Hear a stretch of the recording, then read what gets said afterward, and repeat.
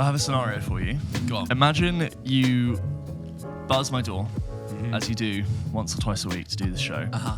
And in the time that it takes you to come up the lift, up the stairs to my flat, when you open the door, or I open the door, you're cut back 2.5 years ago, and like we're recording episode 2 of the podcast, and it's late 2021, and you just realize it's like it's all been a dream. It's all been different. Like the flat's different. I look different. You look at yourself in the mirror, like you look different. Something has happened in that lift, and you are back. You don't know for how long.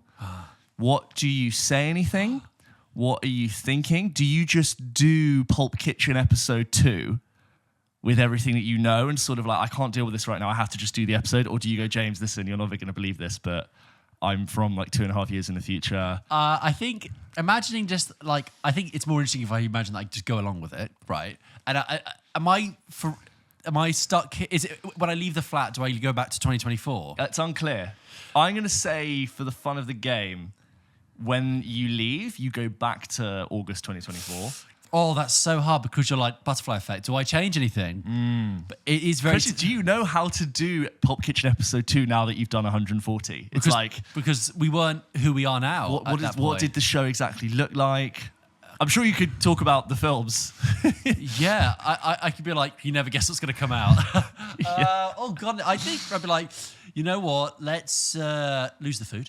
And, oh, God, I would probably maybe write a list. You wouldn't say anything? Well, okay, here's the scenario. I write a list of all the things that we've learned, and I read it out to 2021 James, and you're like, what are you talking about? And I go, you know what, I'm just going to leave this with you. And then I go back to 2024, and we're either, best case scenario, much further along down this process than we ever would have been. Not me, because I've just sent the information. So back you're going to give me like a sort of the key commandments of direction to maybe accelerate some processes. But maybe that will change things. Maybe I'll come back to the present day, and it's like you're here and Elon Musk is here, but there's no me. There's just no me. I don't know where I am. Yeah. Like, oh, George, you haven't been here since episode 2. Yeah, you left me that list. We've not spoken for 132 episodes. Yeah. That's a really. Do you know what? It's funny you bring up that scenario because I did have a thing the other day where I was like, you know, we've had lots of exciting things recently, the quiz, and you know, it's great. And I thought, wouldn't it be horrible if I just like blinked and I woke up all that work was erased. Well, not just erased, but I woke up and it turns out I'm still in the Kinds of Kindness screening. It's just, still even like that. Exactly. It's just I've just nodded off during the Kinds of Kindness screening. I'm like, oh you have to redo the whole thing. Okay, so that's great. I mean, that's only 2 months ago, but it's more the point. Just like that was an eternal feeling of never ending that film. Right? I'm just like, what happens if all this has just been a fever dream and I'm just very warm in the Curzon Mayfair. I'm just nodded off, passed out. Lived 2 months. It's exhausting. Okay, so and then let's indulge the George Pundek life advice or podcasting advice for both of us, but you get to basically tell, assuming that butterfly effect is not important. Okay, so I get to tell, and this acts as great podcast advice for other people. We're literally episode 2. No one's going to listen for 6 months. Okay, right? What advice are you going to give? Essentially me, but also future versions of you. Okay, I guess you assume that I will give this advice to the past version of you next week. And I'll be like, listen, George from the future came back. He had a lot of things to say. Okay, Number one, lose the food. Number one is it. Number one, lose the food. Number 2, which we have always been doing, and we knew at the time, but I would just be like, you guys were saying, just keep going, just be consistent. Yeah, we've always just said. Post every week. Definitely do that because it definitely works. Our core principles haven't. Our core principles have maintained. Our foundation is there. I'll be like the games. Keep going. Be like, you know what? Be quicker in getting these on social media. Yeah. Believe in yourself. It might seem strange to be posting on TikTok when you have 2 followers. We originally weren't posting on TikTok. I think we started pretty soon. Soon. You said I think we should be doing this. Yeah, and we were doing square videos, remember? Yeah. Let's make that 916. We weren't doing captions. Yeah, I would be like, here's how... I would, you know what I would say? I'd be like, here's how you edit a social media clip for the podcast. It's a baseline standard. Yeah. Here's the software you use. You can start with CapCut if you want, but here's how you do it in Premiere. Here's the settings. Here's what you need to make sure you captions. I guess that would be like if you could see yourself from 2.5 years ago, you would guess would show like the editing thing. But I guess it's But really, Would you be like, here's the structure of the show? But the truth is, though, and this is, Gotta again, discover it. podcast advice, it's like there is no magic short answer. Yeah. It's just that just do what you set out to do. Yeah, there are minor things like we would change and augment that might have saved us a bit of time, but really the core principles of what we were doing, which was be consistent. And I'm not saying we've completed podcasting at all. No, we're like no. super successful. I just mean that it's definitely very different. I tell people who ask me like, oh, should I start a podcast? I'm like, yeah, do it. Figure out consistency above all other things. Yeah. Quality is important, but I think to be consistent is more likely to be successful if you're consistent than if you're high quality. And I say you'll probably really dislike your first 20 episodes and be okay with that. I would actually say to myself, and this isn't a comment on the show, I would say don't be so shy to embrace what the show brings. And what I mean by that is it is a strange, slight kind of transformation you have to go through, which is that, you know, it's different being on the internet in a kind of a capacity where you're trying to get people's attention. Yeah. If you put it cynically. It's inherently quite And like, you know, I think even in like the first year of the show, like I still found it weird to have myself in a public space. And, you know, my Instagram was still private and that kind of thing. And I wasn't comfortable with that. And I think for kind of sort of not really any material reasons, I think I was just kind of maybe nervous about the idea of being in a public forum. And I think what I would say to myself going back is just embrace it. Yeah. Because I can tell you something, people, thankfully, still very grateful, will want to listen to this and will want to come to events. So actually just like believe in it from the beginning. Not that I never didn't believe, but you know what I'm saying? It's It's like be comfortable, own it own it from the beginning. It is embarrassing to put out a podcast, especially when no one's listening and you've done 2 episodes. Like I'd say I was a little bit, I was always proud to do it, but I was definitely, honestly, a little bit embarrassed to put out probably the first 3 or 4 episodes. And then once you realize like you're just getting ready to do the next one, it's like, I do this thing. Well, there's so much advice online where it was just like the fear of embarrassment, or even just the feeling of embarrassment itself, is just a barrier to entry. Like if you can push past that, that is actually that's when you get to something really interesting. And people have just like, lots of people online are saying just get used to feeling embarrassment, because then you're on the cusp of something. Don't be defined by it. Do the next episode and don't be embarrassing. Yeah, and then it gets to the point where people are saying, instead of going, oh yeah, you do that thing, it's like, oh my God, yeah, you do the thing. And it's like, yeah, because you push past that, because ultimately, back to that core principle, it's just keep going.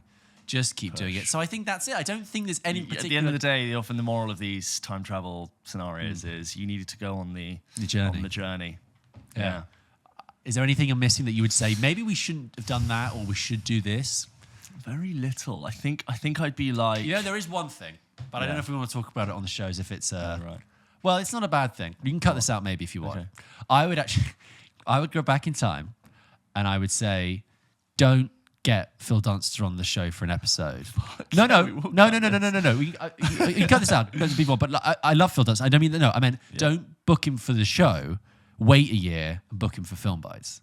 Oh, of course. Yeah. Sorry, I'm not saying I love Phil on the show. It was great. Yes, I would say, I see what you mean. It's like you can see we were very much figuring out a way to collaborate with other people. Like so much of podcasting, because people ask us all the time, why don't you have guests? Guests grow the show. Yeah. And then like the counter argument to that is that you guys tune in for me and George's dynamic and the show structure, which is the films of the week, a little bit of chit chat, interacting with you guys, trivia, and then when you have a guest, it really breaks that dynamic. And like as a 2 interviewing a 1, you've really got to figure out what that is. And there's a logistical element of organizing around other people's time. And we really like the sweet spot we found with Film Bites, which is ask a little bit of another person's time. Very much more social media, impactful, better view potential. Yeah. But don't get me wrong, like if you go listen to our Phil episode, which is also our best performing video on YouTube, we had a great time, very thankful for his time, he was lovely. But knowing, again, we learnt in doing that episode, we were like, it's a whole different type of show. A whole different thing. Requires something else. And now in hindsight, I would say, actually, it'd be better to ask his time to do something like Film Bites, which is less of a burden. Obviously, Phil, welcome to come back on anytime. He was great. No problem. But that's probably actually one key thing if I look back with knowledge, I go, oh, actually, if we'd done that later... But I consider like a long form interview show a really exciting, huge pillar of the show that's just like down the line of there's so many other things we need to be figured out for us to get that to the quality I know we'd want to do it at. Yeah. Because I think we both would really like to have long form interviews, 45 minutes plus, with exciting talent in film and entertainment and TV. But it's just... It's a whole other show. It's like saying, do what you do now again in a different capacity. Obviously, I know we say this every week, but this is a self-produced show. James and I just do it all. And like, at the moment we're like speaking to people about booking them to try and like, do film bites and things like that and arrange people's time. And even when you're dealing with people who are incredibly friendly, incredibly easy, it's a lot of time. Yeah. You realize why booking talent is a full-time People's person's availability job. changes, they're away, you lock in dates, you get some people but not others, you're batching content, which can sometimes work. Like I know lots of friends who have started podcasts that are interview based, so it is one person or two people interviewing a guest, and they have a nightmare. They either have to try and record 4 or 5 episodes in a week, which takes up a huge amount of time and do them out, or you're constantly chasing people, and if someone drops out, you just don't have an episode for that week, and you've got to scramble to find it. So I like that we have, regardless of who else turns up, like this is an episode. Even if there's no films coming out, like we can make it work. We'll do something. We'll do the 80s. But that's the thing. Is like, if we had if you want to do like long form interview, if you had like a producer or researcher, talent booker, like it makes it very possible.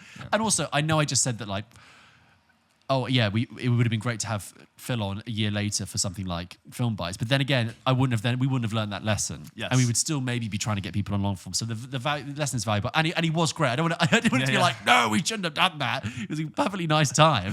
Perfectly nice guy. Just about the Unless lessons he gets you learn. cancelled by the time this comes out, then damn it, Phil. Never again.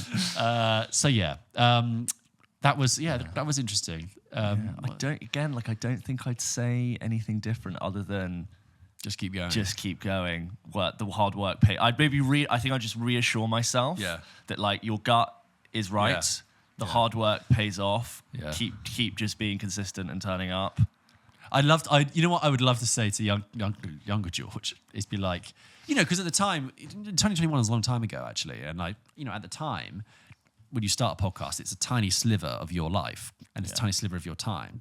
And I was in a job that I really, really liked and was growing in. And I was like, well, this is great. But at the moment, like, obviously when you're young, and I was like, my 9-to-5 job is very important. Yeah.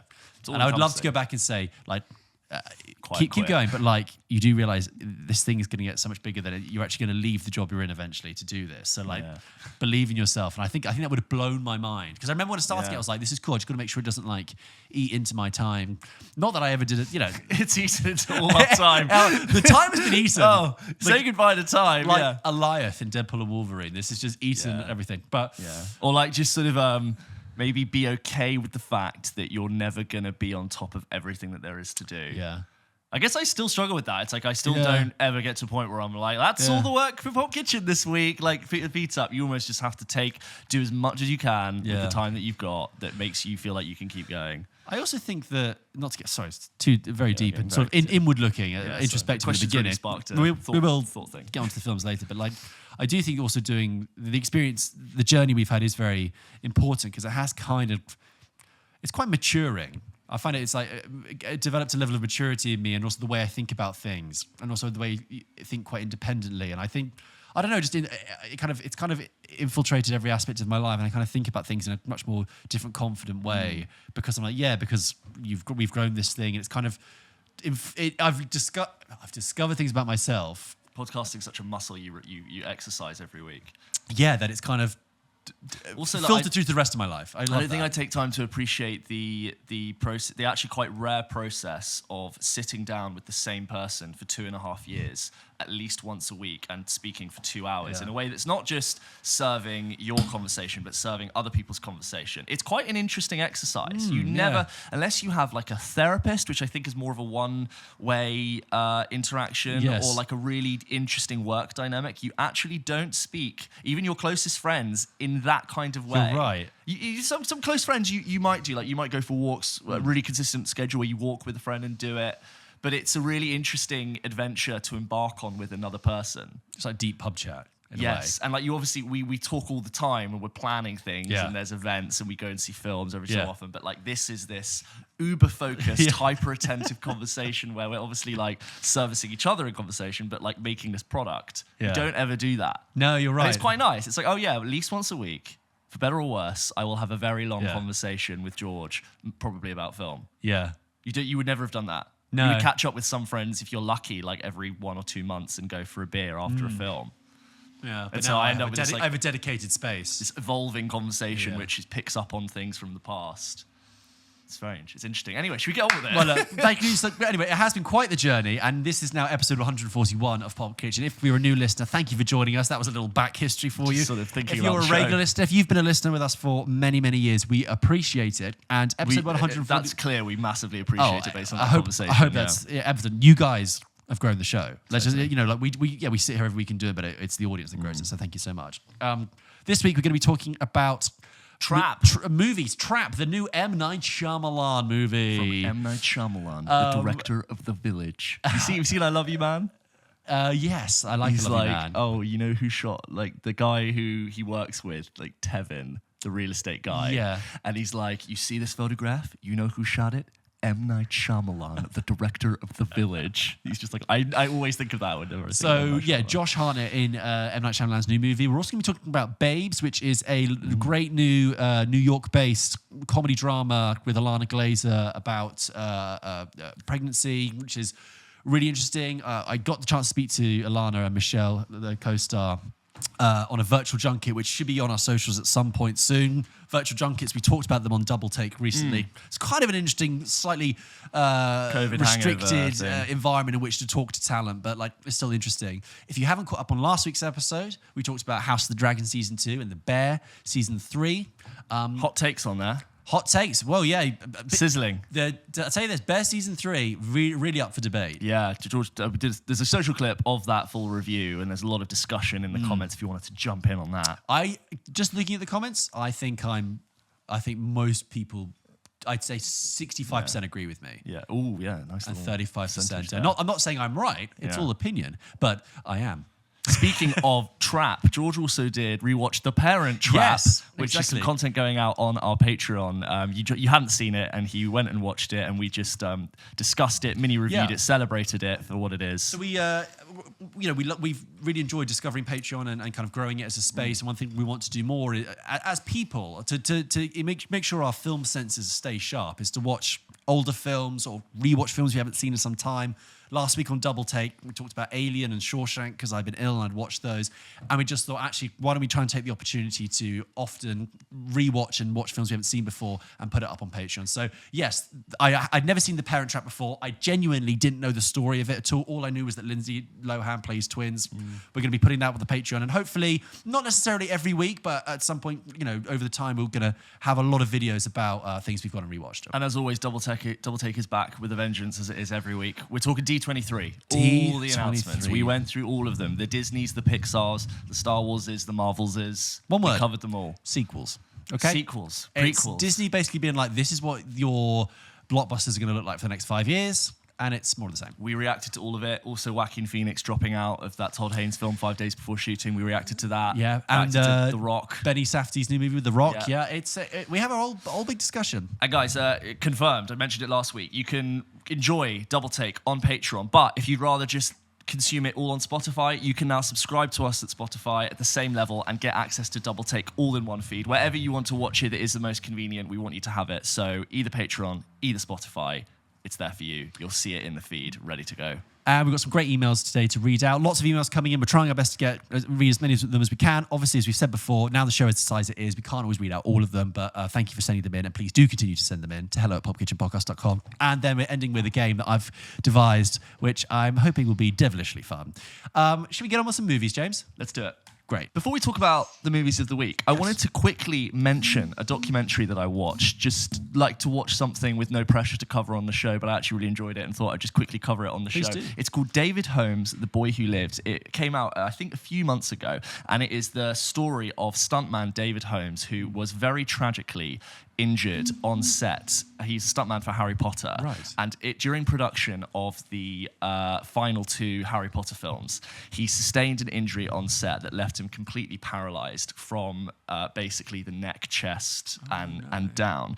And it's basically this really interesting story about this young boy who is super energetic, and this tale as old as time about how young kids, they're gymnasts, they do all of these incredible things, they grow up on set, and he just got basically looped into this amazing stunt opportunity, which was to be Daniel Radcliffe's stunt double on Harry Potter. And, you know, basically Daniel Radcliffe is a big contributor to the documentary, and he talks about David was like, you know, 3-4 years older than him, and he was like this cool older brother who for a few hours a day would take Daniel Radcliffe into like a soft play area, and he would teach him to jump around and flip, and essentially they would do stunts together, and he grew up with him, and he was like this invincible older brother, and they've, you know, remained friends to this day. And it's interesting hearing from the stunt coordinator on the Harry Potter films and all of the things that led up to this moment. And you see the scenario that occurred, and yes, there were sort of little mistakes that were made that caused the accident, but ultimately it's the kind of accident that just could have happened to anyone at any moment. It's a really interesting and very sort of emotional story about the kind of sacrifice that stunt performers make at the cost of making these huge films. And I thought it was actually very interesting. Great if you love hearing about the stories of people who make great films, a little bit of history about like how stunt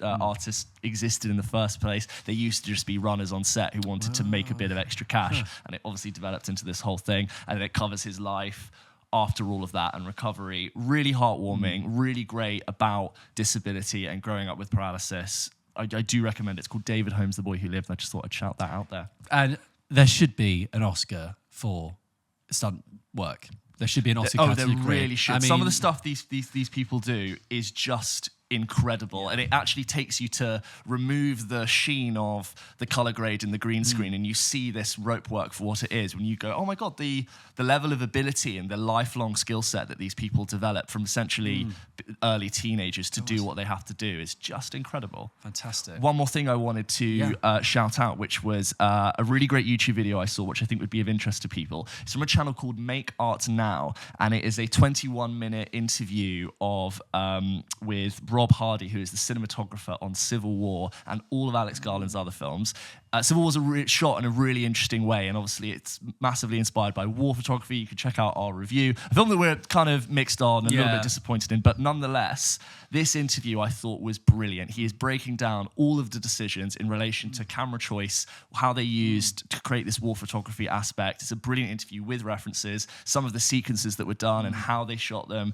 If anyone's of interest in production and cameras and just hearing really talented cinematographers talk about all the many, many decisions that go into making really, really great cinematography, check that out. I will link it in the description if you want to go and check it out, but I think it's of interest. Fantastic. And that's actually just reminded me that I need to send you a video I saw on TikTok about the Holdovers and how the Holdovers was shot on digital, but of course it was made to look like it was a 1970s film, and all of the micro decisions they made, very, very deep technical stuff that I think you will love. Please send. About how they were able to pull it off to make it look like that, and then how they treated the sound and correlated that with the image. And I was just like, this has got James written all over it. I love it. I love it when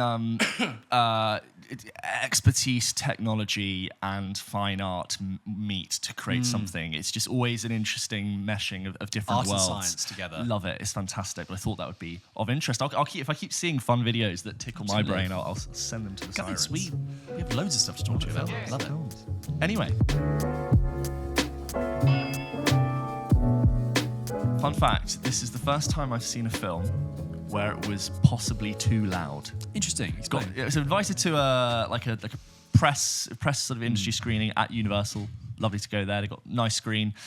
And like as soon as it started, there were no trailers. Me and Tally, the logo swooshing through. Me and Tally both went, Jesus, is that really loud? She's like, yeah, it's really loud. It's really loud. Cue a movie that was just needed a little bit down, but it's a comedy. If it had been June, I might have really sort of rung my ears, but too loud. They turned it up to 11. They needed. The problem is usually too quiet. Yeah. I think I told the story. I saw Mission Impossible: Dead Reckoning Part 1, and it was too quiet. I had to tell them, please, it's far too quiet. You need to turn it up. And they did. Really? Yeah. I think was that at the IMAX? No, it was when I saw it the second time with my cousin. Oh, really? And it was fine. I didn't mind walking Did out they do because it? I'd seen it. Yeah, they did. I really remember it being quiet. I'd rather have it too loud than too quiet. Me too. Too loud, I'm like, well, at least I know it's hurting my ears, but my ears can't be hurt like this at home. Yeah. Whereas too quiet, I'm like, I might as well have watched this. Too loud's never happened. I saw Inception at the BFI IMAX, not an IMAX film, but nonetheless. And I remember thinking, God, this is really impactful because but it wasn't too loud. Do you know what's sad is because the older we get, our hearing obviously, we just get to the point where I can't hear it. Is it on? Anyway, let's do Babes, which is the movie that James was just talking about. A new movie co-written by and starring Ilana Glazer, who people will know from Broad City. American comedian. This, what I like about this is, we'll talk about it, but it's like, it's one of those films that's kind of on the periphery of our radar.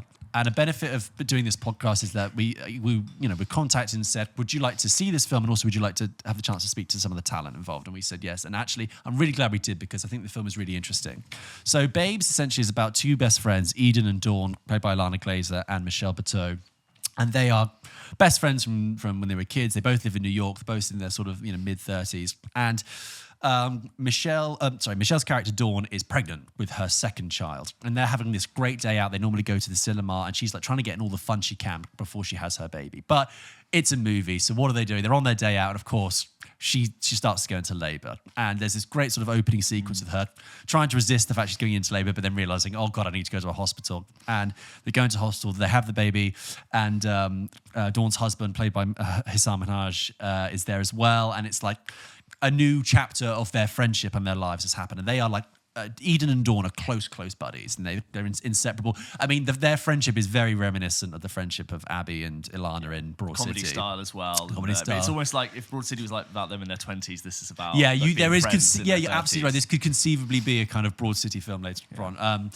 And we then follow Eden, and through circumstances that happen in the plot, Eden becomes pregnant as a solo parent, single parent pregnancy, and she decides that she wants to keep the child and she wants to raise it. And you have this film which follows two parallel stories. On the one hand, Eden going through pregnancy, the prospect of being a single parent and being a single mother, and equally Dawn raising a second child, bring the disruption that brings into the household. You already have a first child, and the sort of the strain it puts on her relationship with her husband, but also Eden and Dawn's relationship as well. It's set in New York. It's big. It's Manhattan, baby. Oh yeah, opening shot like the park and brown trees with the Fifth Avenue buildings and gorgeous. And actually, I said to Lana Glazer, I said like I love that New York is like a main character in this film. You really feel it, and they said absolutely like from the beginning, like it's such an impressive part of this story. It's funny. It can be dramatic, but that's the essential story. Babes, James, what did you think? I really enjoyed it. Yeah. I had a great time. Saw it with Talia. We both laughed a lot, especially I found the opening really funny. My main takeaway is like it's really easy to watch. It's very like easy to just sort of run through you. I think Ilana Glazer is really funny in it. That comedy style of you take the Broad City comedy style and you age it a little bit. Yeah. And it's modern, narcissistic New York women sort of slightly in denial about what's definitely going to happen to them if you go through this thing. So that whole like them playing on that trope I think is really nice. I love seeing John Carroll Lynch pop up as the fertility doctor or the gynecologist for like 5 different scenes. And he's just doing exactly what John Carroll Lynch does, which is being quite a great character actor in a load of different things. It's a lovely story about friendship, and it's really nice to like see how friendship evolves as you age and your priorities change as it comes to your children and your husband or your partner, and just like playing on that and making fun of it. And I had a really nice, solid time with it. I enjoyed it. It's a bit long, but all in all, fun. Yeah, I agree. I think it really surprised me. I thought it was really charming, and I was kind of delighted in it. Like you have this film, which is kind of like a solid mid-budget, low budget, spirited, small cast kind of vibe. I agree that what immediately stuck out to me was like this is a film that's got a lot of like love in it. Yes. It's got a lot of love. No character is ever seeking to hurt, diminish, or pull down any other character. Every character in it is actually seeking to help and to love the other ones, but they're just doing it at different times, different places, at times where other characters might not want to receive that kind of love. It's kind of that's the comedy, conflict. really, like people being in different headspaces. Right? Yeah, everyone's wanting to help, but there's no nastiness in that, and I actually really like that. And I thought it was really interesting to see the depiction of, like I said, single parent pregnancy as well. Yeah. Like the way that it's kind of breaking a kind of societal taboo about the way that single mothers are framed, which I really thought was really refreshing. It's very witty. The chemistry between them as performers is brilliant. Could we talk about the distracting amount of wealth they must have had to have owned the brownstone in New York? I've made this point before, right? About God. a lot of like romantic comedies or even indie comedies. It's like the characters always seem to have a good amount of disposable income and wealth. In order to be funny and romantic. Yes, it's almost like to just alleviate some of the plot. Like even Eden, Alana Glazer's character, their apartment is like got retro pinball machines in it, and it's got lots of space, and they're just a yoga instructor. Yeah, well, really, you do, but yeah, yoga instructor. And you never know what Hassan Minaj's job is, but Michelle's job is like a gorgeous dentist. Entire house, brownstone, and they want to convert the ground basement into an Airbnb. I honestly think sometimes it's from filming. They go, we need to film in a place. The only space that's big enough is a really wealthy apartment. Yeah, And also, the friend's it adds apartment to the kind of would work aesthetic. if you were tiny. You need to do physical comedy. It's not funny to be like, let me just squeeze. Yeah, let me get there. But that aside, I thought it was really refreshing. I think it's got a really good heart to. When I finished it, I thought this is kind of really important. I mean, I think our girlfriends both really liked it as well. Anna thought it was amazing, and it has this. It kind of builds towards this very wonderful, beautiful celebration of what being pregnant and having a child is. Yeah. It's it is a miracle. It's amazing. You've grown a human inside of you, and that's beautiful and amazing. Yeah. I think it's really lovely. It's one of those things that it's a small release in August. It's very New York, very American. I don't know, internationally, how well that's going to spread. But I actually really if it's up your street, you fancy something like it, I really recommend it. I texted some people who I used to watch Broad City with, and I was like, Alana Glazer's got a new film out. You should check it out. It's very much, I think you'd really enjoy it. And they hadn't heard of it, and I was like, by all means, it's out now. And actually, I liked Broad City, but Ilana Wexler, who's the character that Alana Glazer plays, I found particularly insufferable towards the end. She could, I know what you mean. Really kind of became more extreme, and Abby, I really sympathised with. But with this, Eden has enough sympathy and enough it's just a slightly different drawn character. Still very Alana Glazer, but just drawn slightly differently to allow me to really enjoy their company. Yeah, it's contemporary, and it's about people in their 30s in New York, which I don't feel like you get many stories about that quite now. Also, not that every film has to carry the burden of politics and the world on its shoulders, but for a film as light and witty and important it is at a time when women's rights and reproductive rights are very much a hot topic. Unfortunately, in the US, it's very important, very vital. Really enjoyed it. And Hassan Minaj is really funny in it as well. Right, yeah. If you seek it out, it's one of those wonderful feelings we have for the show where it looks like a tiny film that could go either way, and you watch it and you've actually just discovered a little bit of a gem. Easy to watch. It's just there's no effort to it. Effortless entertainment. Yeah, lovely. So that's Babes, and that's out at the moment.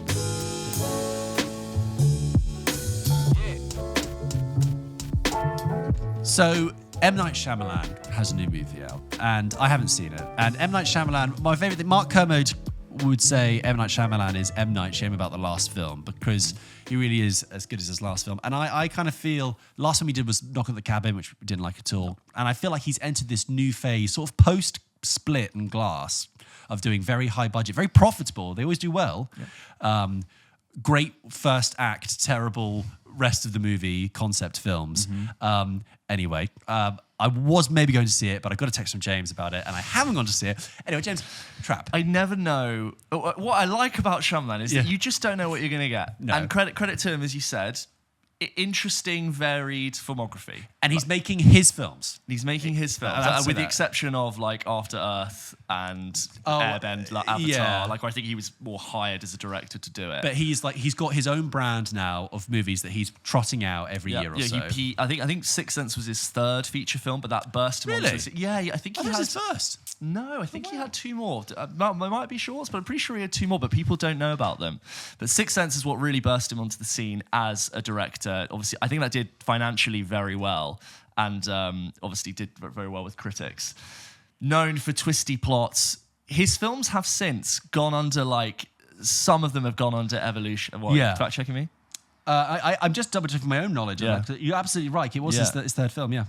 And there have been somewhat of a reframing of some of his older films. The Village in particular, I think got really crushed by the weight of its spoiler, which is very famous, and I think distracted from other actually quite decent core elements of it. Yeah. I think I rewatched The Village when I was about 24 or 23, and I remember thinking I have no pressure to sort of think about the ending, but there's actually really great performances, really great art direction, and it's quite interesting and entertaining, bit on the nose, but nonetheless a good watch. And then the rest is just on and off. There's some real stinkers, and so I just we both like Signs as well. Yeah, Signs I like. Yeah. I think a lot of people love, but I think that's a really. I think it's got good stuff. Good film, and I just never really know what I'm going to get with this. And in comes Trap, starring Josh Hartnett, who we've just seen in Oppenheimer on a bit of a career resurgence. He was also one of the celebrities who turns up in The Bear, season 3. Oh, great. Yeah, because he's on a new trajectory. Like, here you go. So this, I'm only going to tell you what is revealed in the trailer, and sort of the twist is sort of revealed in the first 10 minutes of the film. So Josh Hartnett plays Cooper, who's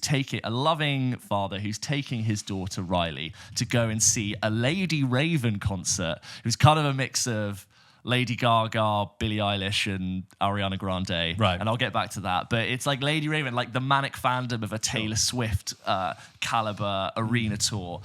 Girl's so excited, can't believe her dad got tickets. And, you know, it's all just the best fun. But something seems a little bit strange when they get to event. There's heavy security, a lot of police presence. And Cooper manages to ask someone who works there, what's with all the security? And the guy running the merch stand says, well, you're not going to believe this. You know that crazy serial killer guy, the butcher? This is all a sting operation. They found out that he was coming tonight. They're not letting a single guy go out of here without a proper security check. They're going to take him down. And it's immediately revealed that the butcher is Cooper. He goes onto his phone and has a live feed of his victims in a basement. He is a serial killer, and he's now trapped in a massive stadium, but he's also with his daughter, who he can't reveal to her that he's actually a serial killer. And so you've got the So this is the kind of like bonkers premise, which, you know, as a premise, that's not what really bothered me about the film. Going into it, I was like, oh, that's kind of like fun. Quite fun. The first thing it reminded me of, weirdly enough, which I don't think you'll get the reference necessarily, but the recent Square Enix Hitman games have this element of like, you are a hitman, here is a huge crowded scenario like a fashion show or a politician's rally or a huge estate chateau in France, a charity party, to go in, kill the person, and make sure you get out without being seen. And there's this element of, yes, this person's a serial killer, but I'm actually sort of curious to see how they're going to escape, and a little part of you roots for them to see how they can escape. So M. Night Shyamalan, like a lot of films, does a little cheeky cameo in this film. Oh, no. And he says he's actually the stage manager of Lady Raven, and he points to the artist at one point and speaks to Cooper and says, oh, you know, that's my, I think he says niece in the film. Like, that's my niece, you know, I'm so proud of her. And I looked at the actress who played Lady Raven, and I kind of have a good sense of what M. Night Shyamalan looks, but not perfect. And I go, that person actually kind of looks a bit like M. Night Shyamalan. I wonder if that is actually M. Night Shyamalan's relative. It is. It's M. Night Shyamalan's daughter, whose name is Salika Night Shyamalan.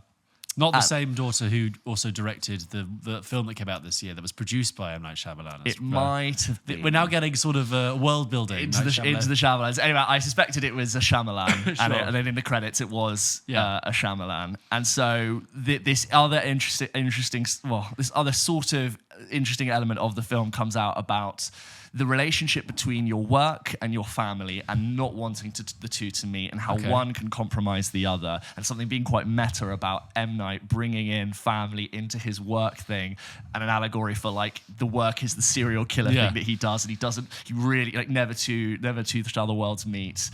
My main problem with Trap is that I don't dislike the concept. I think it is good ingredients for a fun film. Yeah. Unfortunately, dialogue just really lets this film down, and there's no hiding bad dialogue in a film.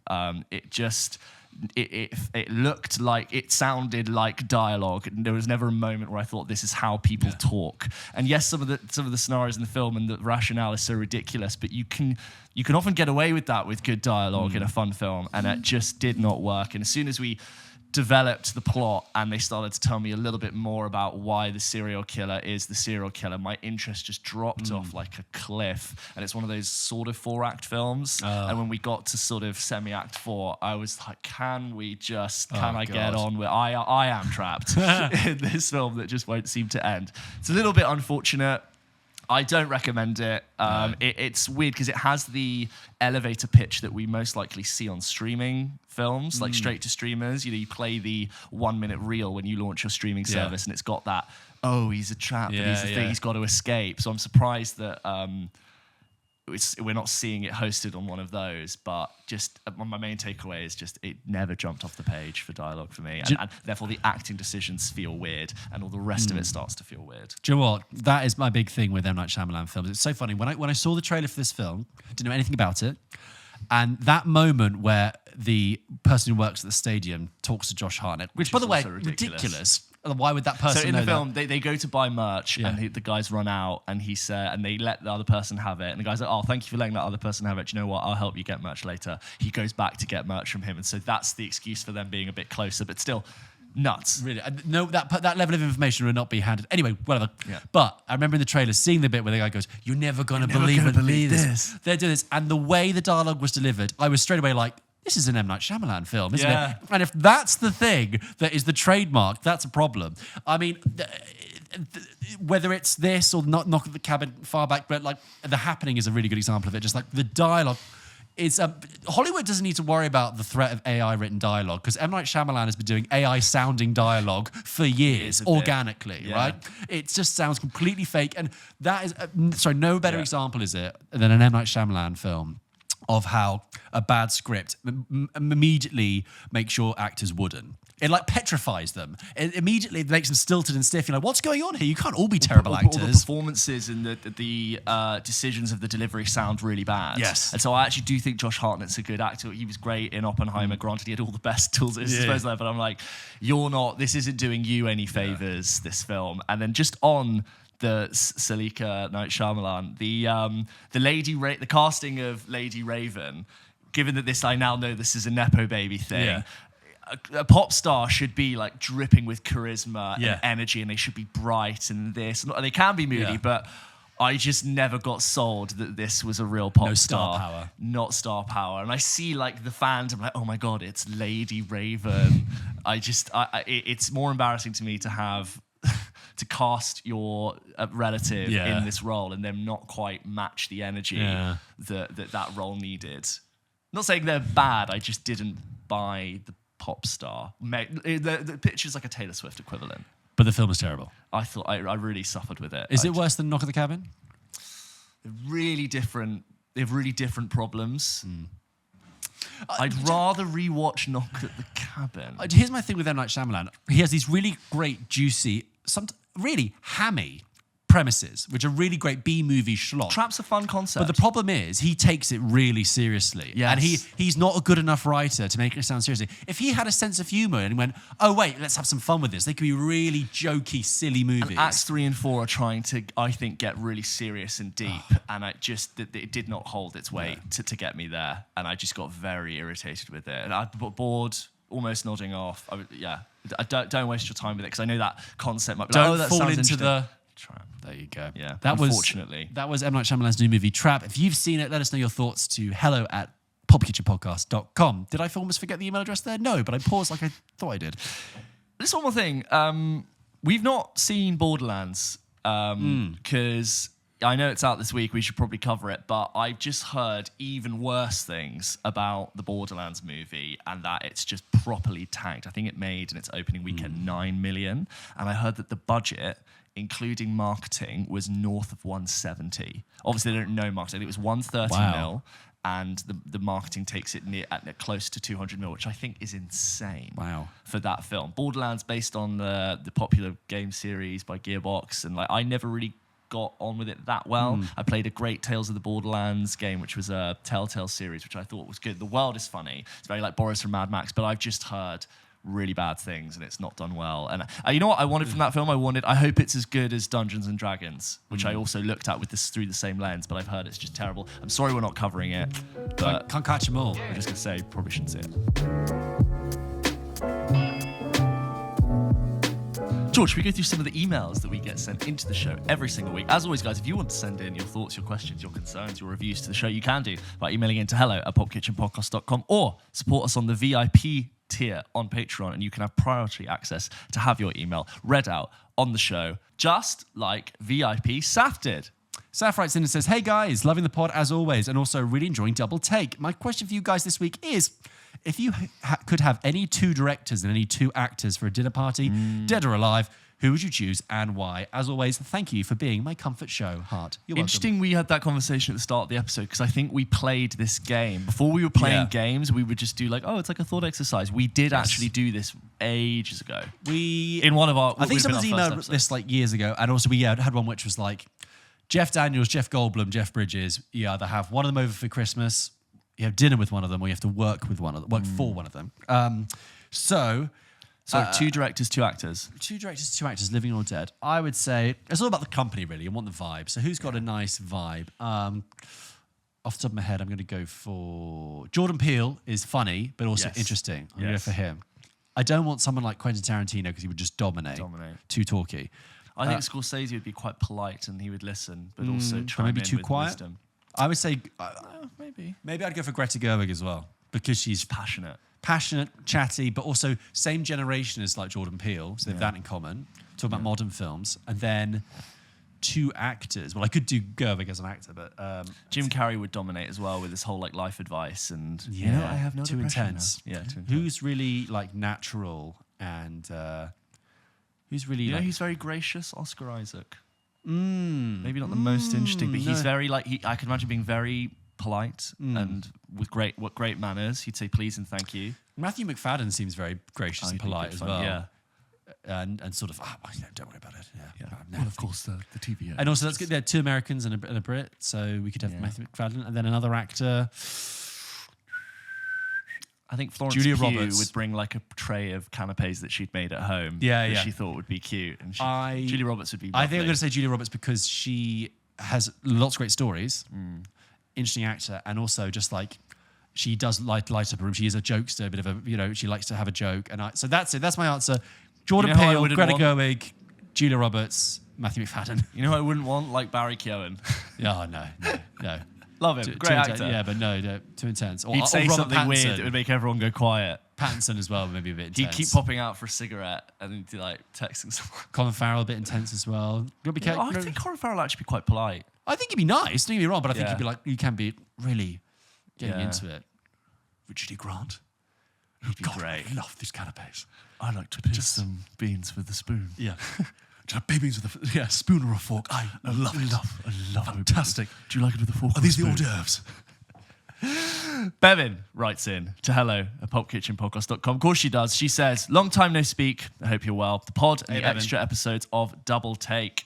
I'm raging I wasn't able to make it to the quiz. I had like 2 or 3 people ask me, where's Bevan? At the quiz. Yeah. Like, where's Bevan? She is a prize. You've won Bevan. Yeah. It was like, they came in, they were like, hi. And the second thing they said was like, is Bevan here? And I was like, no, she's not here, but she sends her love, It's the Bevan show, also featuring the quiz. I'm raging with many G's. I wasn't able to make it to the quiz. I'll be there for the next event for sure. We'll hopefully announce something imminently. Few things. Bevan is rewatching Game of Thrones, by the way. All right. So she's doing that whole adventure. Watching it. Yeah, sorry, watching Game of Thrones for the first time. She says, I've just finished the first season of Game of Thrones, and wow, I am hooked. It was a slow start, Is but it I'm fully 2011? Yeah. It was a slow start. It is a slow start, but I'm fully in now and will report back with my thoughts on season 2. I was gobsmacked by Joffrey. I had to pause the TV. I've had 0 spoilers for the rest of the show, and I have no idea what is going to happen next. That is just so cool to just be able to watch the show. All of the sort of buzz has fizzled out. You've got loads of seasons of top tier television, and the fact that you have no idea what happens is just great.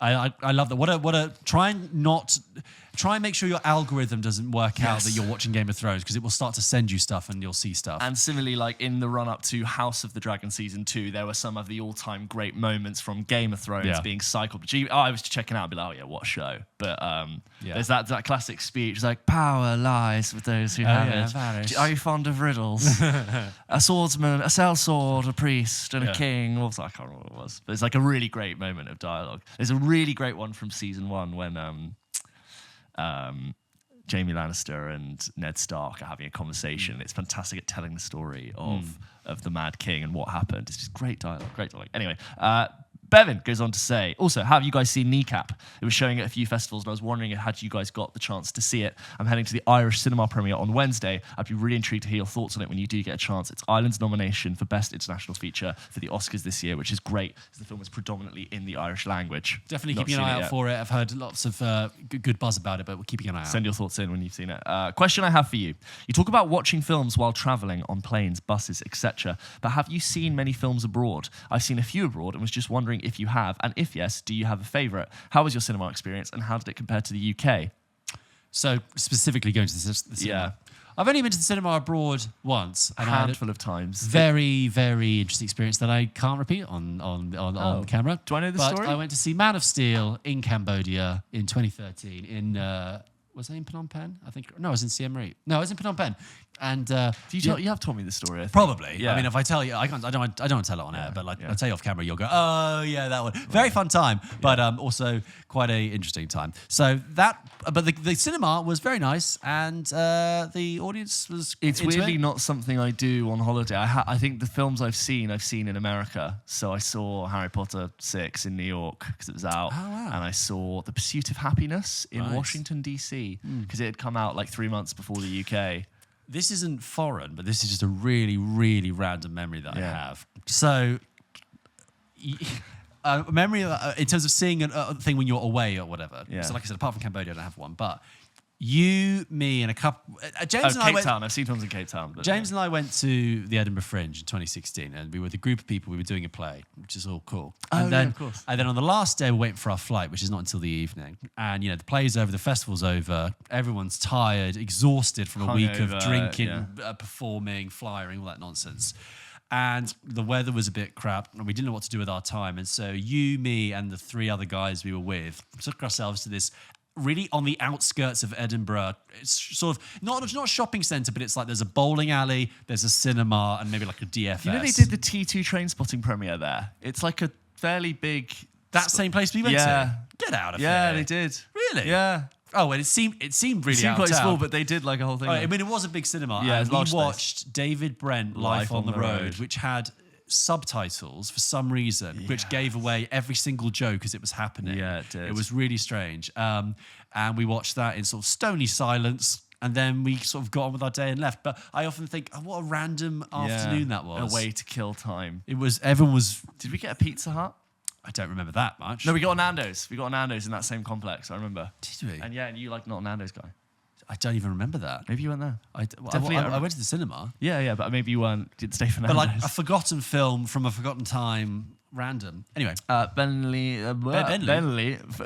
says, finally, I would absolutely love if you guys were able to do a watch-along commentary for a film. You would record your thoughts, and then we, the Sirens, would be able to play it as we watch the film. So it's like we're there with you. Just something that could be done and cute. Maybe for Patreon. Anyways, I hope you're both well. I'm sending all my love. Your friend, Bevan. She says, I'm also loving the pods and the extra eps of Double Take. Thank you. That is a cool idea. Something we're thinking about. Yeah. It's about time, choosing the right film. We discussed it before as a premise. Yeah. I mean, if you guys really, really want it, just keep letting us know. And if we really think there's a demand, that we will do it. It just takes time because obviously we want to... Yeah, we have to record it. There has to be enough interest for us to allocate the time to get together outside of this, watch potentially a 2-hour plus film. And you and I, because we're quite good cinema attendees, we're not in the habit of talking through films. So it'd have to be a rewatch for us. So we'd have to make a conscious effort to talk, because usually we'd just be concentrating on watching the film. Yeah, like I'm not familiar on that dynamic. Yeah. I know people do it and do it very well, and it's good fun to sort of watch along with friends. It'd have to be a real cult classic that we've seen a few times and a lot of our fans would have seen a few times. And I also feel like we need to be able to offer something, not just our reaction, but maybe some insight or some running thing. And I'm not used to watching films that way. Yeah, it's something, but maybe nothing yet. I'm actually going to go on to, before we get onto the TV emails, I'm going to go on to Poppy. This next email is from Poppy, who writes in and says, "Hello, James and George. I hope you're enjoying the summer weather and not dying in the heat. I also hope that the Pulp Kitchen quiz in London went well. It looked like so much fun on Instagram, and I was gutted I couldn't go. I'm writing today as I have recently had a bit of a film-related dilemma and wondered if either of you or have been through something similar and could offer some advice. A couple of my friends and I all enjoy watching horror films, and watching them together has become a bit of a bonding experience. Nice. We started with Terrifier, which I thought was a genius way to show intense scares on a low budget, which completely subverts expectations. While I am more interested in dissecting films, filmmaking processes, and behind-the-scenes trivia, we all love the overall watching experience. Recently, we all went to the cinema to watch Longlegs, which had been on my radar for a while, and I was very excited to see. Although I loved the film, I had a few problems which affected my viewing. My two friends were whispering every now and then, mostly during the very tense opening scene, which, as I was sitting between them, talking across it, became slightly frustrating. Then, as the credits started to roll at the end, I was reeling, having loved the movie and was very glad I saw it on the big screen. But that only lasted for a split second, as my other two friends started talking about how disappointed they were and had nothing good to say about it at all. Particularly, they said they were not scared at all, wanting it to be scarier, and how much they called the ending from the very beginning. This frustrated me, as they were holding their jumpers in front of their face throughout the film, and their whispers during it told me they definitely didn't know what was coming. I had explained beforehand that this was more of a psychological horror, but I think they were still expecting more jump scares. Their negativity left me feeling incredibly disappointed and dampened my entire thoughts of the film. While I'm very aware that everyone is entitled to their own opinion, and discussing them can be a lot of fun, it never feels as if they want that discussion, as they didn't seem to care about my positive views on the film. Without this discussion, then, I think we all eventually just felt as if it was a wasted experience. So, my problem is that these friends love watching films together that none of us have seen, and have been annoyed with me in the past when I went to see a horror film without them. So, do you have any idea of how I can keep my friendships while also holding on to my love of film? Or maybe just to minimize their frustrations? Sorry this is long. I may be overreacting to this situation, but I thought I would explain it to you in case you have any advice or anything. I'm a relatively new listener to the pod, and this is my first email. I'm hooked every week and hearing your thoughts on the new films and the older episodes, which I'm catching up on. Thank you. Can't wait to see your thoughts on this scenario. Thanks so much, Poppy. P.S. Something fun I noticed about Long Legs was its use of the pictures that flashed on screen during the opening credits. Although they were too quick for us to actually be able to see them, your eyes and visual systems work so to process the information so that they would be registered unconsciously for later on. Therefore, it creates an eerie and unnerving feeling from the start, and the pictures you haven't seen are still affecting you. Finally, use my status as a university psychology student to good use. Just quickly on Long Legs, I saw a really good TikTok as well. That was, we talked about, dancing around spoilers here, that there is a quick flash of an image or of a thing towards the end of the movie that you said was like, ooh, and I said, yeah, it's also in that moment. I've since seen, and people have said 5. actually it's throughout the whole movie, and I didn't realize. I think there were 3 I didn't catch, which is not really at all. exciting, so I'd like to rewatch. So that dilemma you've had with your friends, first of all, your friends Poppy, it's very simple. You just go, shh. Yeah. Just set your boundaries. Your friends shouldn't be talking during the film. That is very annoying. And they shouldn't be if they're going to talk, they shouldn't be talking over you if you're in the middle. No, that's when you especially can be like, shh. If you're going to be friends that go to the cinema a lot, you have to obey the rules and just be quiet. I was going to ask how old you were. And then you said, oh, you're studying, because I was almost like a thing where the younger you are, the less likely you are to just be like, I don't know, tell your friends, just be like, shush, what are you doing?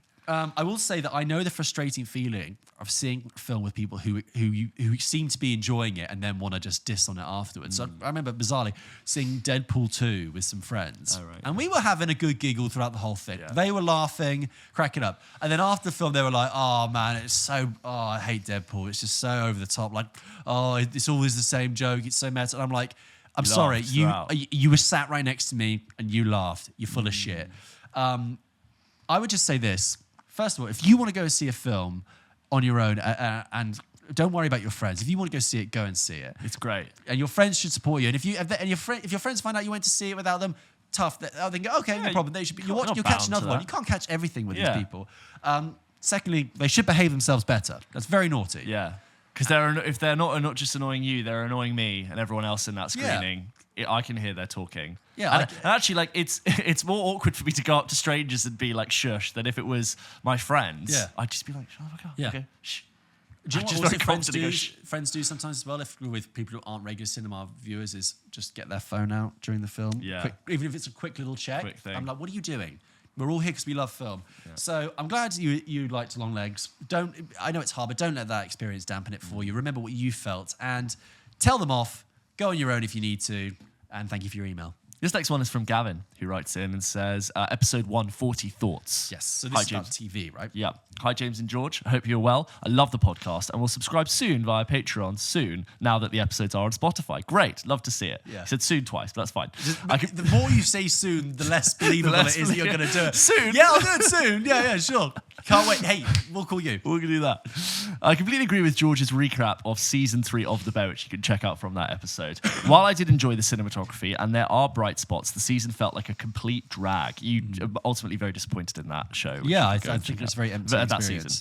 My wife is a cook, and I love the quick-fire cuts of food preparation as it makes me appreciate it more. Additionally, I grew up in Chicago and come from a broken family, so I feel very connected to several characters, especially Cousin. Also, yeah, I've been to Chicago, and I love seeing it on screen. It really gives me Shoots great very memories well. of that. It's wonderful. But Kami is incredibly robotic and does feel inhuman. I thought we would get more in touch with him as a person after season 2, but alas, he is still just a simple character. I'm loyal to the show, but I'm hoping for a rebound in season 4. As much as I agree with George's review of The Bear, I do disagree with his review of House of the Dragon season 2. Oh. Much like James pointed out, there was no payoff, and I felt it was mostly a waste of time, much like season 3 of The Bear. Yeah, I mean, I did forgive it for it, given that Game of Thrones usually is a slow burn with payoff. I believe they'll have payoff, but yeah, I was left wanting more. I do think there's enough in each episode to chew on, Yes. I would say. But yeah. Totally. I've always watched Game of Thrones and House of the Dragon live every Sunday and would have appreciated a heads up of something like, you will forget all of this by the time season 3 comes out and the action commences.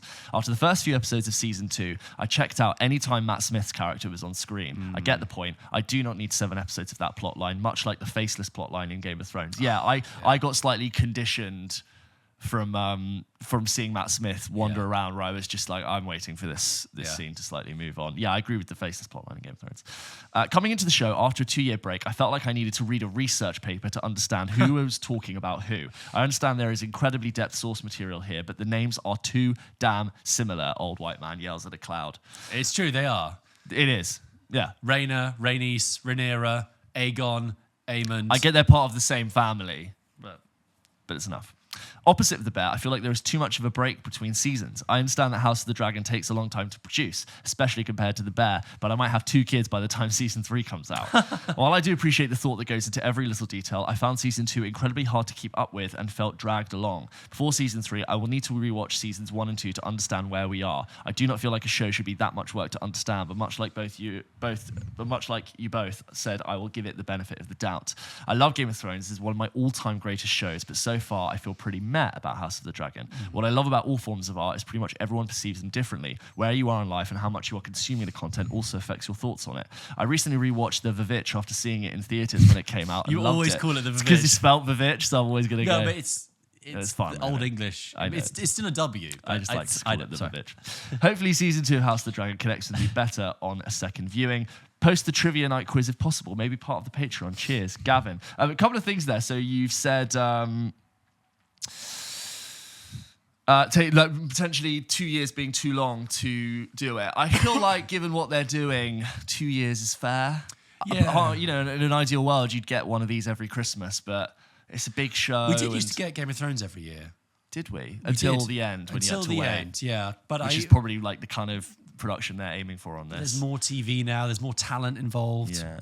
Shorter seasons too. I dislike that seasons are getting shorter. I don't like when I see a 7 or 8 episode season.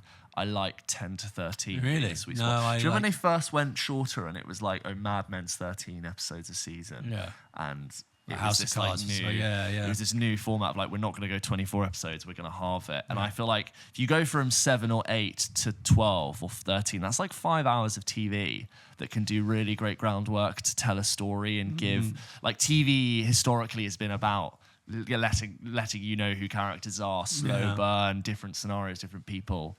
I don't know, when I see these 7 episode seasons, I get a bit disappointed, if I'm honest. And then I know like what the you mean. last season of Game of Thrones is like my sort of poster child for that disappointment. Anything else from Gavin?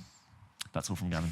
This next email is from Logan, who writes in about In Defense of the Bear Season 3. Hello, gents. Just now listening to your episode on the Bear Season 3. And in the face of George's lackluster review, I thought it was worth noting that the show was initially meant to only be 3 seasons, with Season 3 being slightly longer to wrap the show up. FX then renewed the show for a 4th season, which supposedly threw off the pacing for the final stretch of the story. Well, yeah, I mean, that really shows.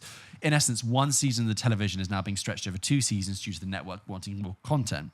I too was disappointed with the pacing of the show's 3rd season, but had slightly more grace allotted to it due to the circumstances around it.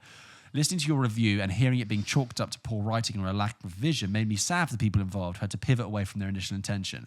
I think season 3 will be looked at as a piece of the whole when we look back at the show rather than a standout season of television.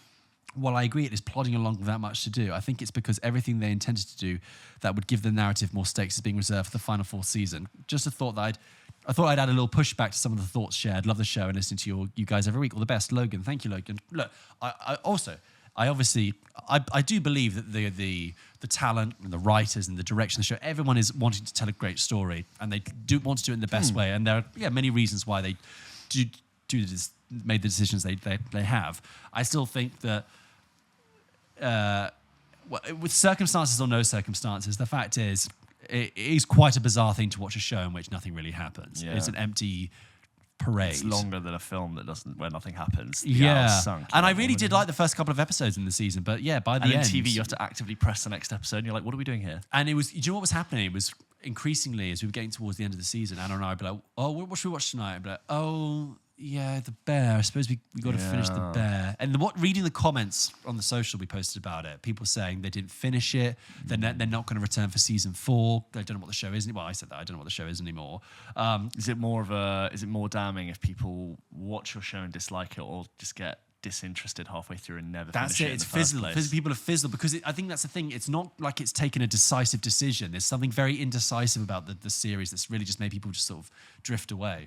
Thank you, Logan. This next one is from Bobby, who writes in and says, "Hi, really enjoying the intelligent and fair conversations you have every week on the show." Thank you. Fair. This podcast and its community is consistently one of the least toxic places to discuss film and TV, and has increasingly dominated by tribalism and negativity. I think so. Touch wood. Yes, touch so wood. far, We welcome all views. It's a broad church. we celebrate and we can critique, and it's so far not toxic. No, thank you. I'm just going to put my pH thing in the water and just test it, and pH value is good. The trap fans next week just come at me. Do you know what my brother often describes people he finds boring as pH 7? Yeah, neutral. He's just like neutral. I'm like, what a no acid, no alkaline. chemistry throwback that is. Yeah, neutral. As a culture, we often talk about TV shows overstaying their welcome and extending their storylines and character arcs beyond their natural endpoint. My question is about TV shows that weren't cancelled prematurely and ended fully on the writer's terms, but you feel had more potential to go on. The answer for me is Succession. Though I know you two were more lukewarm on the final season than I was a huge fan of the show all the way through, thought the ending was incredibly satisfying, and found the world and the characters so well fleshed out that every moment I spent with them was deeply immersive and emotionally engaging. However, in the years since it's finished, I found my mind naturally drifting towards where the show could have gone if it had continued into 5 or 6 seasons as everyone expected it to have, and the lives of these characters beyond the events of the finale. Additionally, Kieran Culkin stated that Jesse Armstrong didn't know for sure that the final season would be the final season until he finished writing it, and had multiple potential pitches for if he felt it wouldn't harm the integrity of the show and for the story for it to continue. Is this just a sign that Armstrong appropriately understands the principle of leave them wanting more? Is it more important to tell one story succinctly, or let it develop into something new if that's where the characters are taking you? Are there any TV shows you guys feel this way about? Thank you, Bobby. We talked about this when we've reviewed season 4 of The Succession, and this element of building something and then finishing. And I think almost that comment is reflective of the pacing of the show and how the season sort of ends. It isn't the reason it might not be the best season, but there is something quite telling about when you watch it, when you go, oh, and now it's the last season. There is that energy to the first 3 seasons about that, which is interesting. Yeah. Sense of finality. We were shocked when we saw the trailers and it was like the final season of Succession. It's an interesting one. Shows that have finished that we think could have actually done more, could have gone further. The only things I can think about is the opposite. I think Succession would have been better being shorter, frankly. I still think that. You worried it wouldn't have I still think that if you were to do Succession all again with the same people, just do it as a 10-episode, one limited series, and I think it would have been fantastic. You could have done all the points that you hit really across 4 seasons in 10 episodes. Like a 14-episode. 13 maybe, but like even a shit hot 10 episode, a tight 10. And I thought the same of Mad Men. I thought Mad Men should have finished at the end of season 5. We love a limited series. Yeah. We love, like, you essentially take cinema. Film, essentially. You take cinema and you give it a good story time to breathe. But name anything that's really good that has rolled on for ages and ages and ages. Yeah. It's either something that, like, in terms of the TV, it's either something that finds its groove and sticks with it and it becomes like a Grey's Anatomy, Law and Order. Breaking Bad decisively ended. Exactly. They did do.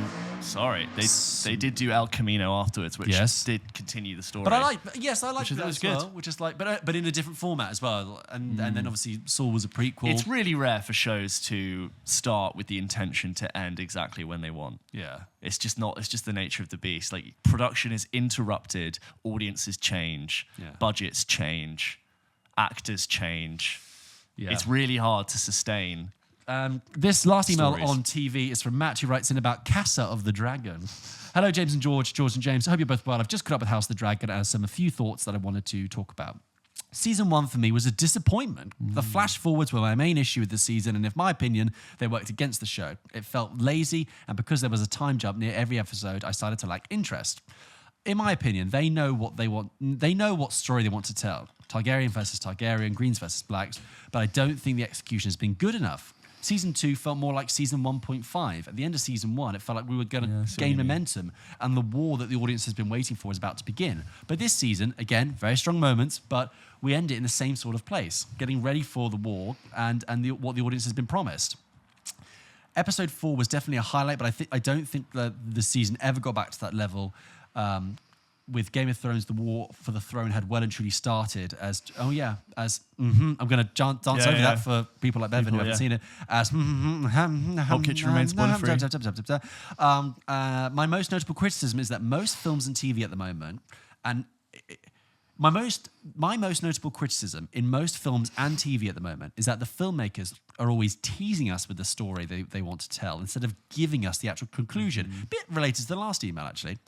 Just tell us a story from A to Z. Don't stop when you get from A to M. Dune Part 1 is an example, and the latest Spider-Verse film. Films that are made for setting up for another film. To me, this comes off as unfinished. Even though I'm frustrated, I do understand why. We live in the age of sequels and franchises. With the show, I see it as quite bittersweet. When it's good, it's very good, but when it's dragging, it drags, like with Damon this season. Although the arc worked for him, it was very repetitive, and it all could have been cut, and we felt like we were being shown and told the same thing over and over again. I don't think things were executed in the best possible way, and Damon's side stories on paper work better for me than in execution. It reminded me of when you clear up a lot of side missions in a video game just for getting XP for no real payoff. I see what you mean by that. Hope to hear your thoughts. Sorry for the long email, Matt. If you're to think really cynically about historically what TV was there for, and you strip away the art, it is designed to keep your attention for 12 to 15 minutes so they can, and then give you a reason to come back so they can serve you advertising that makes people money.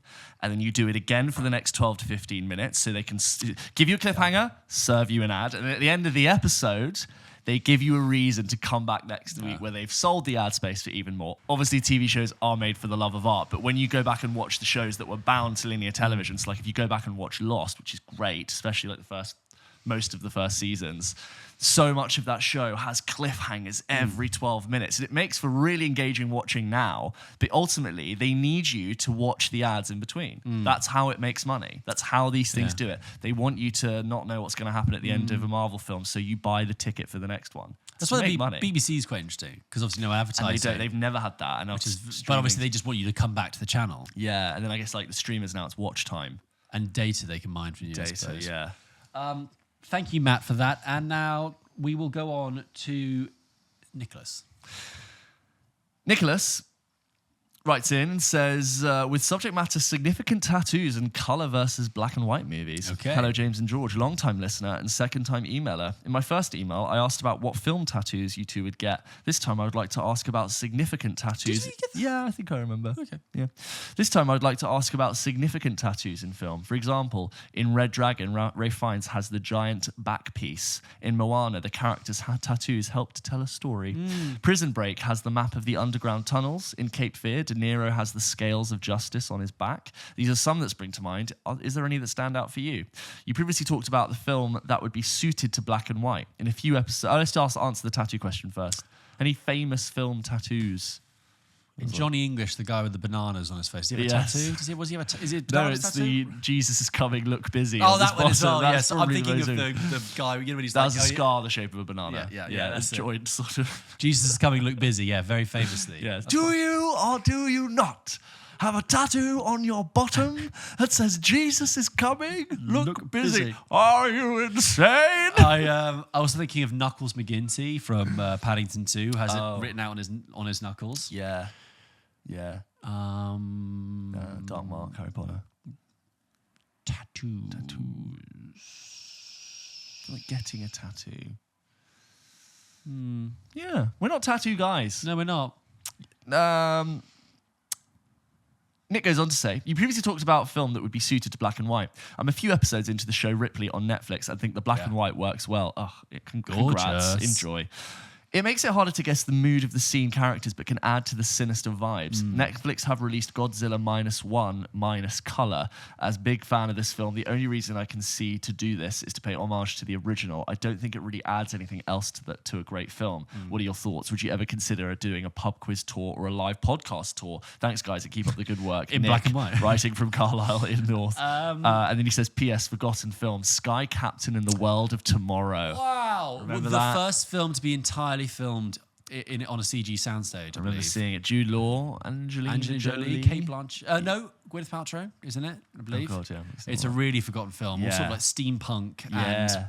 An aesthetic I like, but I'm not sure the... Oh God, like... 2004, that is. What a film that would be to go back and watch. Huge bomb, I think it was as well. Yeah. Anyway, films, black and white color. Would you? Is this a film that you think, if it was color was stripped from it, would add something? I feel like we sort of mentioned this a few times. I think Dune probably could be Dune. Yeah. I mean, obviously Dune. I think you've already answered do this. the but infrared thing. It has the infrared, but do it for the whole thing because it's so visually stark. I will say, actually, this isn't your question in this email, but you talk about if you had to have a tattoo related to a film. I would say, you know what? Talking of Dune, actually, I really do love. If you came to the quiz, I'd play this as a sound game, but I really do love the quote in it where it says, "The mystery of life is not a problem to solve, but a reality to experience." And if I could get that discreetly on my ankle or something, I think on your back, size 72. my knuckles. Yeah. I want it done in trebuchet, big. I would love that, but other than that, probably not. Or maybe something. May thy knife. Chip and shatter. I never get it. No, you always go slip, slade. I just love how much fun Austin Butler had delivering that, because he's sort of taking the piss out of Timothy Chalamet. He's just like, "May thy knife chip and shatter," and he's like, "May thy knife chip and shatter. Sure. I'll fuck you up." And this last email for today is from Esme. Esme writes in to say, "Hey, James and George, been meaning to emailing you after you went to Ali Plum's quiz." Yes, Nice. I bumped into Esme there, who said hello. Thank you for saying hello, Esme, and said I'm a listener to the show. It was great to talk to you. Big congrats on the win. Yes, we won this pub quiz. We came joint first. And then, sorry, so it was a sudden death between us and another team who also did very well. And then the sudden death was a rock, paper, scissors. It's a film quiz. It should have been a film question. There was a tie in our pub quiz, and guess what the question was? It was a film quiz question, okay? And the question for sudden death was the first person to name a non-Harry Potter Daniel Radcliffe film. And they got it straight away, didn't they? Yeah. They went, boom, they were like, "Oh, Swiss Army Man." Yeah. Anyway, Esme says, "It was so nice to meet you, George. Thanks for being so warm and lovely. I'm the girl you met on the way to the toilet, lol." Yes, I remember Esme. Nice. And Esme was wearing a Paris Olympics t-shirt, and I'm sure she was saying that she'd just been there. Great. Obviously, I assume this is a spectator, but I'd like to have thought that she was an Olympian. Just for a split second, I was like, wouldn't it be cool if you were a listener and you're an Olympian? Nice. But we accept everyone. I run a film club with colleagues, where each person takes it in turns to pick a film for everyone to watch, Nice. and then we spend an hour discussing it. Everyone gives it a rating. We have a few film club that. listeners. Yeah, I think it's really wholesome. I think it's a great thing to do.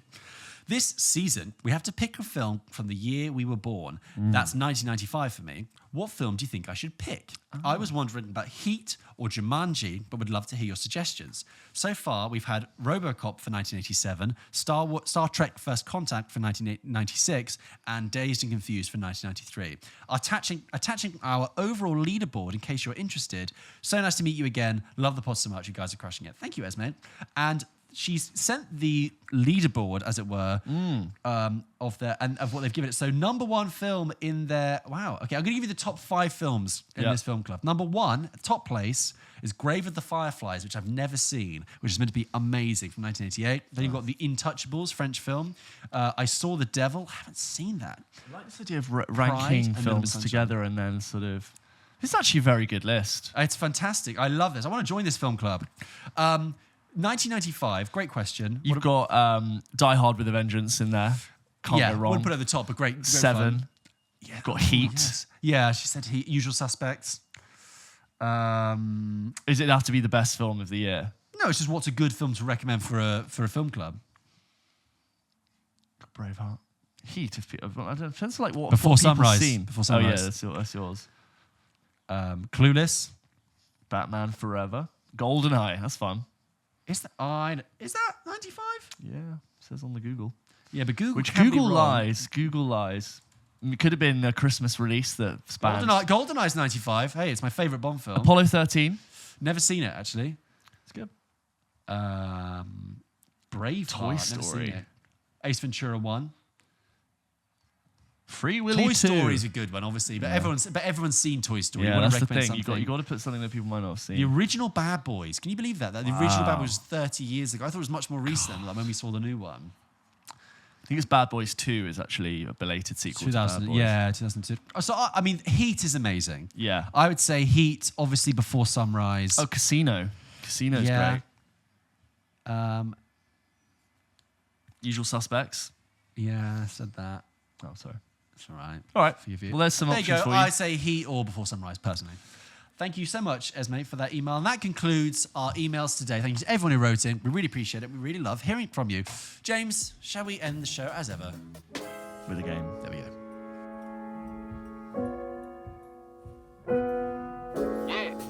So, as ever, guys, Pulp Kitchen ends. With a game. Now, got a different game for you today. Not a sound game. Got a different one.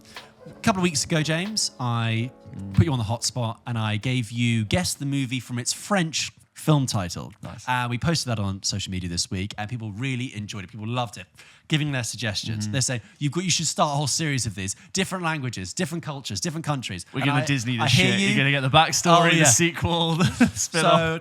So, I heard you guys. I've done my research. I've went in and, James, how good is your German? So basic. I've never studied German. Never studied it. Don't speak it at all. I've been to Germany once. We had the choice starting year 9 to take on a bunch of languages, Yeah. and I had to do another one as well as French, and I Same. just chose Spanish, Same. knowing that I would quit it. Nothing against Spanish. I'm not a linguist. That'll be next week. Yeah. So here's what's happened. I have gone and found the German titles for English films, and I have also got the direct translation. So obviously you Great. don't speak German. No. But here's how it's going to work. I'm going to read out the title in German. I'm going to give you my best German. I've actually written it out phonetically so I get well the pronunciation as correct as I can be. Great. Hello to our German listeners, by the way, and apologies. Our deepest apologies. Deepest for what's about apologies to happen. for butchering your language. So I'm going to read you the German language title, and then I'm going to read you what that translates to in English. Great. And you have to try and guess the movie from that. Can't wait. Okay, are you ready? Yep. We're going to run through this. If you need a break, we can do, but Okay. just have some fun. Let's get cultural with this. All Okay. German, I am German. Fassbender. Yeah, Michael Fassbender. Michael Fassbender. Rainer Werner Fassbender. Christoph Waltz. He's Austrian, Austrian. but we both corrected ourselves at the same time. I like that. At the same time, our brains. Austrian. Okay. But plays famously a German. German, of course. German. In Has a sort of in Pitzpalu. almost like a Dutch inflection Yes, to it's kind his of right. German. Okay, James. Guess the movie from its German film title. Okay. Wolof de Nüsse. That is, straighten the balls. Dodgeball? Correct. Der Ritter der Kokosnuss.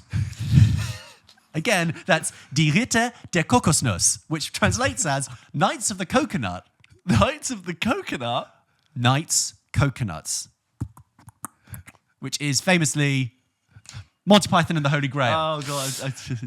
Ich glaub, mich tritt ein Pferd. Ich glaub, mich tritt ein Pferd, which translates as, I believe a horse kicked me. I believe a horse kicked You me. won't get it. That is Animal House. No, yeah. Sterb langsam. No. Sterb langsam, which translates as die slowly. Die Hard. Correct. I don't understand the translation Oh, yeah. there, but there you go. Die Klapperschlange. You keep looking at me like I'm going to get it. Die Klapperschlange, which translates as the rattlesnake. The rattlesnake. Again. The only key, I'd say, the clue is in the last word. Snake. It's not like holes. The answer is Escape from New York. Oh, okay. Die Eisprinzen. Frozen? The Ice Princes. No. Oh. Ice Princes. Princes. Die Eisprinzen. Ice Princes. Princes of the Ice. Princes of the Ice. Maybe they are not surrounded by ice, James, but maybe they are on the ice. On Princes on the Ice. On the ice. They take to the ice, these princes. They're not princes. Princes take to... They're not princes. They're two men. But they are princes of the ice because they're very good on the ice. Oh, Blades of Glory. Correct. Love that film. I was thinking like Arctic, Shackleton, like adventures. Obviously, James, you'll know this one. Die unglaubliche Reise in einem verrückten Flugzeug. Of course. Which is the unbelievable journey in a crazy plane. Airplane. Correct. Why do you think give that so many words? I don't know. Why not just I don't the know why German they've word called for it that. airplane? Are you ready for some more? Yep. Here we go. Guess the movie from its German film title. Bis zum Morgengrauen. Bis zum Morgengrauen is bite till dawn. Bite. Till dawn. Yeah, if you think about it, there are some clues there. Bite till dawn. Bite till dawn. In what films are there about biting and there's a dawn? That Twilight. Yes. Oh, great. Yeah, of course. Das große Krabben. Which is the great crawling. The great crawling. What crawls? Something like a tarantula, like a Smaller. spider, like a bug, Like like an insect, like an ant, Yes. like an bug's life. Yes. Oh, really? The great crawling. Rache ist sexy. Revenge is sexy. Revenge. God, still revenge is sexy. Is it like Ocean's 11? No. No. Is It's it a fun film. Let's get some revenge. Oh, is it And it's sexy because it's all young No, and go hot. on. Young and hot. It is John Tucker Must Die. Oh, that's cool. Yeah. A couple more. Im Land der Rakettenwürmer. In the land of rocket worms. Rocket worms? Is it like flushed away? No, rocket worms. Rocket worms. That is Tremors. Oh, okay, yeah. Ich glaub, ich stehe im Wald. The translation, this is crazy. Ich glaub, ich stehe im Wald is, I think I'm standing in the forest, which translates as, I think, Fast Times at Ridgemont High. Okay, right. And lastly, James, ein Zwilling kommt selten allein, which is translates as, a twin rarely comes along. Parent Trap. Correct. Yeah, Well nice. done. Those were the German film Twin titles rarely comes along. for a language that neither of us speak.